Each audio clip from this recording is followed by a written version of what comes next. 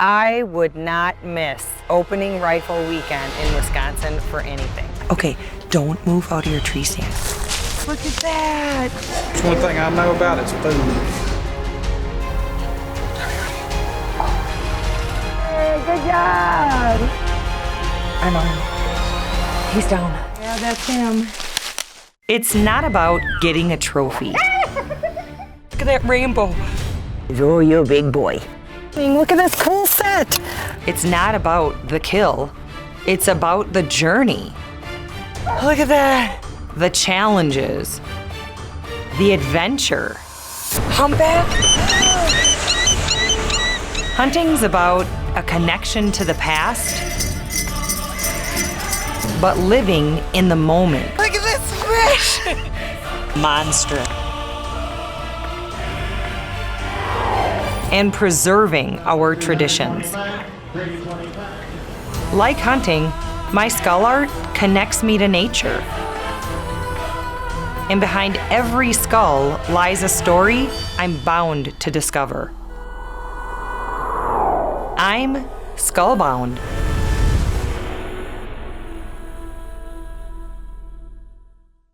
My passion for my skull business really all started with whitetails. They were some of the first in my private skull collection that I would find out shed hunting the beautiful state of Wisconsin, my home state.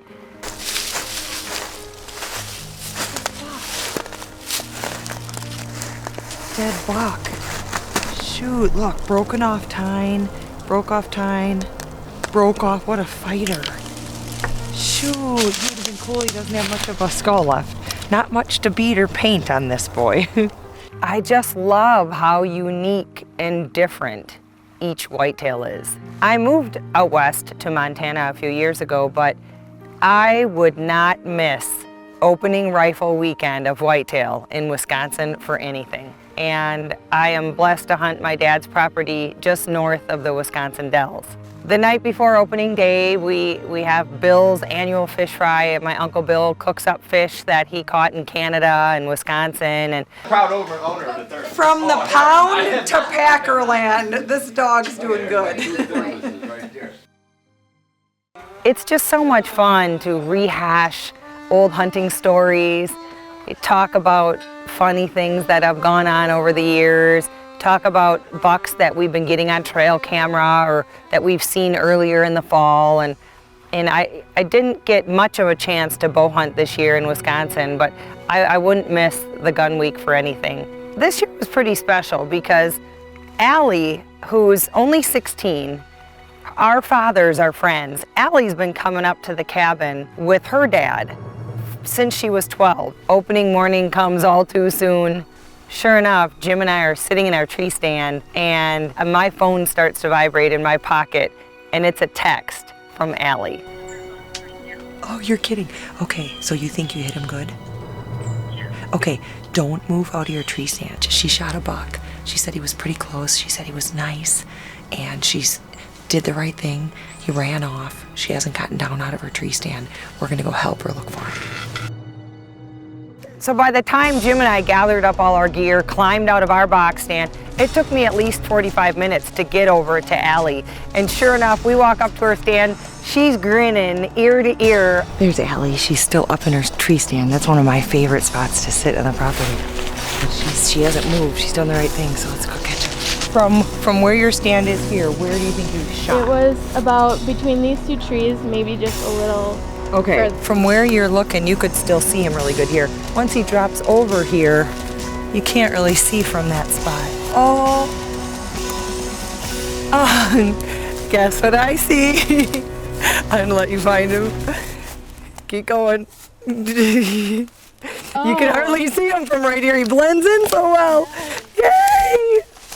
What do you think? Is this your first buck? Yeah. Yay! Congratulations. I knew that you've gotten does up here, right? Yeah. Oh, he's awesome.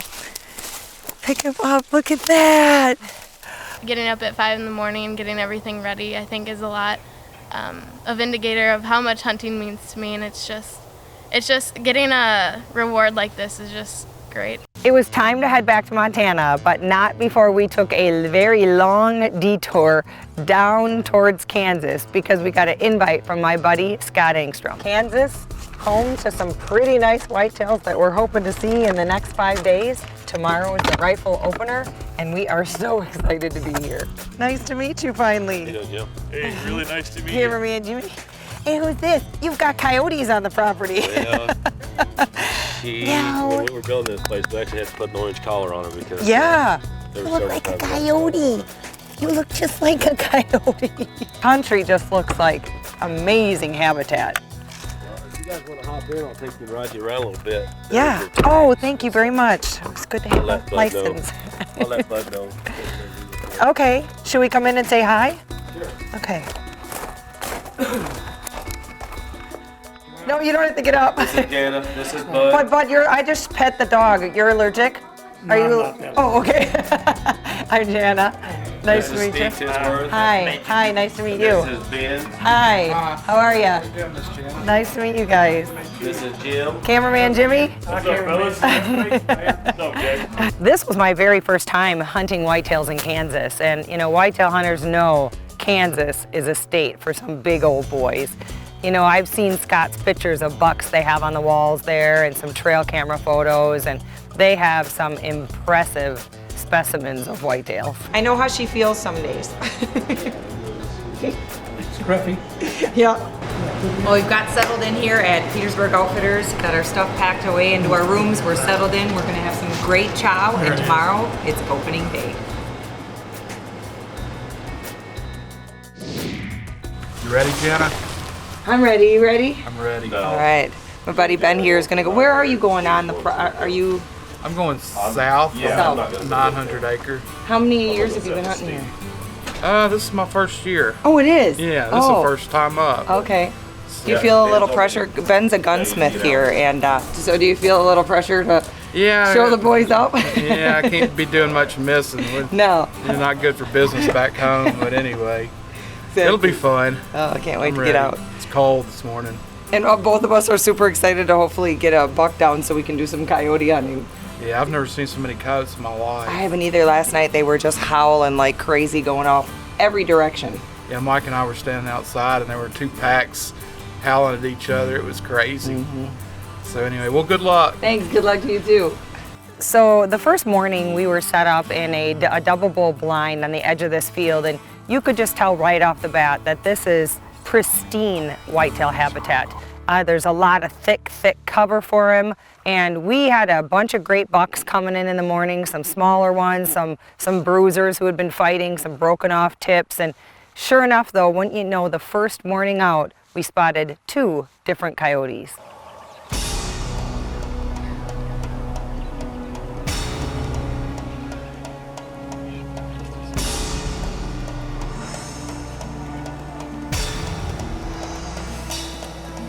We've been in the line the first day, hour and a half, and I've seen 2 coyote already. Now granted, as much as I would like to help out with the predator problem, I first would like to get my buck down, then I want a coyote hunt. But 2 coyotes from the stand already. One right out here. And he's gone. I thought he was mousing for a while. And then one right off to the left here.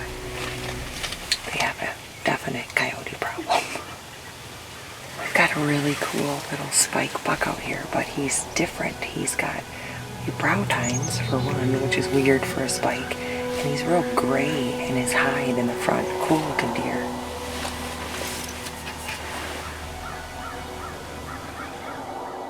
After the coyotes had moved through our area, we did see one other deer, a nice 3.5-year-old buck, but it was getting chow time and we headed back to camp. We're gonna go back to the lodge, catch some lunch, and head back out this afternoon. We're heading back into the blind. We're gonna try a little rattling. You know, some of the other guys in camp filmed a really cool buck fight for about 10 minutes this morning, so we're gonna give a little rattling and see if that can maybe draw something in. We filmed some great bucks this morning and lots of action with does and fawns, so I know it's gonna be a good evening. The rut is pretty much over, but you never know. You know, sometimes there can be a late doe and estrus, and you can catch sort of the tail end of that rod. So I decided to rattle up a little bit, and sure enough, after a short sequence of rattling, we saw 4 bucks come on in.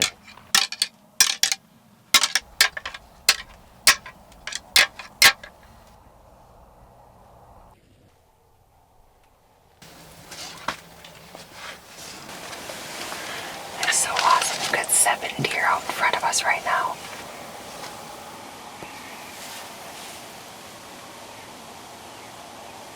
We had a fantastic opening day, but we looked at our cell phones and were checking out the weather for the rest of the week, and unfortunately, temperatures were on the rise.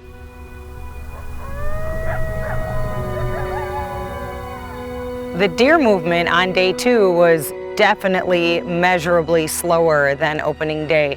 The temperatures were a lot warmer, and unfortunately, we had a full moon that night, and everybody knows that when you have a full moon, it can slow down that day activity. It's day 3, and we're back in our ground blind. A really nice buck came in that I actually got a little excited about. He's not a Kansas monster, but a very respectable whitetail, and I tend to lean towards the side of enjoying every single hunt. I'm not out there that I have got to prove myself and get the biggest buck of a lifetime. I just love the hunt. And so I, brought my gun up, looked at that buck a couple times through the scope. I decided to pass on him, but he was really fun to watch for a while until we had a couple visitors. Are you moving?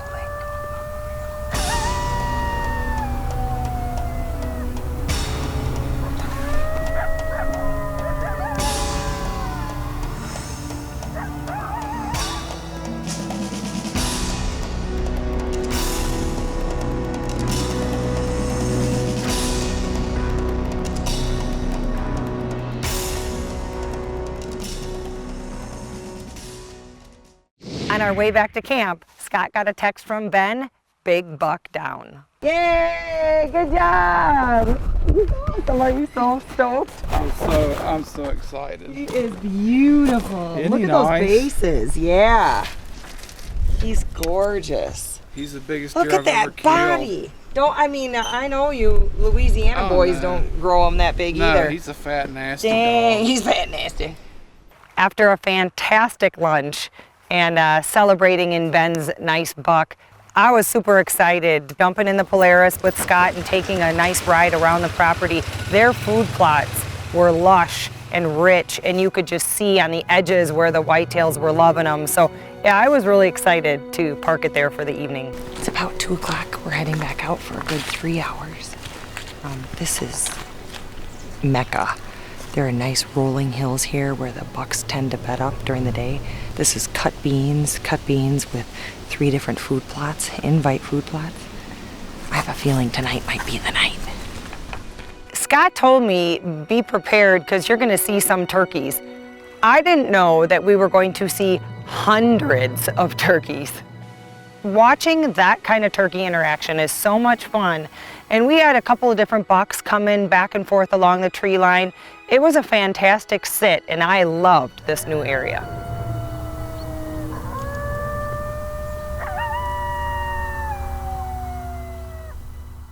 Well, this is quite the hunter's feast here. What do we have here, bud? Have turkey, wild hog, Ooh, pure David's deer. Pure And David. Did you hear that, folks? Pure David's deer. Know why they're still around? Because of high fence hunting. Private ranches. Right, private ranches are the only reason. They're extinct in the wild. So how fun is this? Look what you get to experience when you're spoiled like us. If there's one thing I know about, it's food. If you ain't figured that out. So I'm so slim. Scott had mentioned to me about a friend of his, Chuck Gardner, who founded an incredible program called Hunt for Hunger.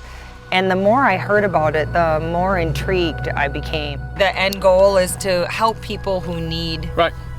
need It's hunters food. helping those in need, is what Yeah. we call it, yeah. I love it. What a It's- wonderful, and there are other programs I've heard of that are similar, but you're starting here in Kansas, but you've got bigger plans. Absolutely. One thing that makes us unique is probably the organization you're talking about is mostly just deer. Yeah. We're everything. Oh, you are? Okay, matter of fact, what one of our other part of our program is freezers. Hunt for Hunger, once we get a chapter started in communities, we buy them freezers. Oh, and nice. they were to be put in their community for people like yourselves, or anyone to just hunt and donate that meat. It could be squirrel, rabbit, bullfrogs, fish. But If someone could figure out how to make a really good coyote recipe, I'll work on that for you. See what I can do. That night after dinner, Scott and I opened up his laptop and we're going through hundreds of trail camera photos. A lot of these beautiful big bucks were shot on trail cameras in our new location that we were hunting. Scott did point out 2 bucks in particular, though, that were not big bucks, but both had broken or wounded front legs. And, Scott said, if you happen to see these bucks with broken legs, you can take them. It'd be great to get them before the coyotes do, but don't feel like you have to. And I made up my mind right then, there on the spot, that if I saw one of those wounded whitetails, they were going down. Sure enough, wouldn't you know, the very first deer we saw was old Limpy.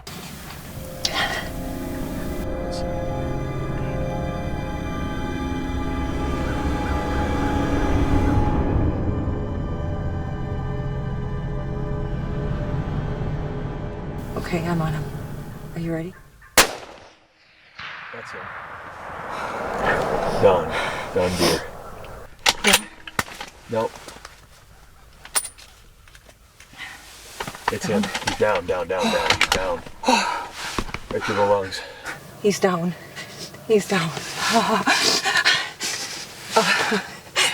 Kansas whitetail. I'm excited about this buck, and I'll tell you why. He's not a Kansas giant, but he's the same buck that they have on trail camera. He's got a broken leg, and his knee is like a big knob, and he's not going to make it through this winter with the coyotes. I'm excited about him. Yeah, I'm excited about him. I see his beautiful white belly gleaming back at me. Yay! All right. Oh, I'm thrilled to have him. I am. I'm thrilled to take the meat, donate it to Hunt for Hunger, and It's definitely appreciated. knowing he'd go wasted and feed more coyotes just irks me to death. So.